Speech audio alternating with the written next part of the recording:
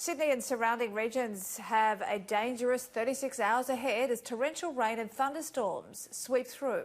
Emergency services have carried out 13 flood rescues, despite warnings for people to stay out of floodwaters.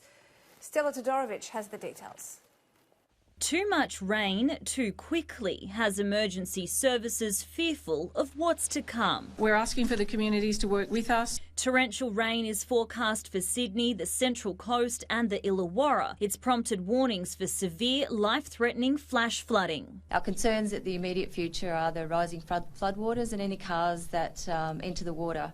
Of course, if they do and they're becoming stuck, people get trapped. Major rivers in New South Wales are on flood watch, including the Nepean and Colo rivers in the Greater Sydney region. The SES is poised to evacuate residents. I'm pre-positioning some of my volunteers on both sides of the rivers to make sure that when some of the areas are isolated, we can get to those areas to help them. Heavy rain saturated the North Coast on Friday, this resident opting for alternative transport. The Emergency Services Minister was not impressed with the stunt.